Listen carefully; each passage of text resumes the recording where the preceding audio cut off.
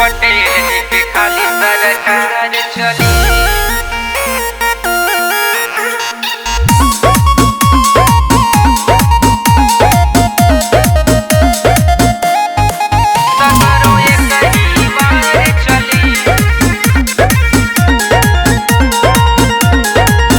पूरा जिलवा में एक गो नाम गुजे हो, हमरे आगे तब बड़ा शेर झुके हो। हमरे आगे तब बड़ा शेर झुके हो। पूरा जिलवा में एक गो नाम गुजे हो, हमरे आगे तब बड़ा शेर झुके हो। बोली से पहले बॉबी गोली लगातार चली, सगरो एक ही बार चली है पटेल जी के खाली सरकार चली।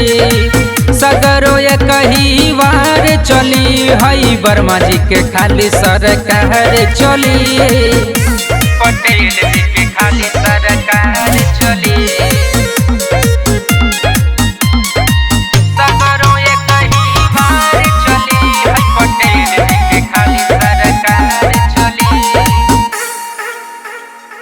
सगरो हवे पट्टा हो, गोली पे उड़े दुपट्टा हो। रंगदारन के फौज पीछे, घर में भरल कट्टा हो। आगे आगे थार चलेला, पीछे हमारा कार चले। सगरो एक ही बार चली है पटेल जी के खाली सरकार चली।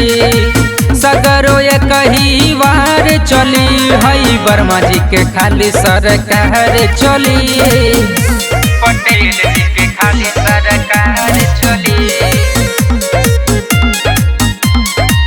सगरो एक ही बार चली है पटेल जी के खाली सरकार चली। निकली जमने गली हो, मची जला खलबली हो। थाना पुलिस जेब में हमारे कमन सरवा बोली हो। सिंगर आयुष वर्मा जी के खाली जय जयकार चली। सगरो एक ही बार चली है पटेल जी के खाली सरकार चली। सगरो एक ही बार चली है वर्मा जी के खाली सरकार चली।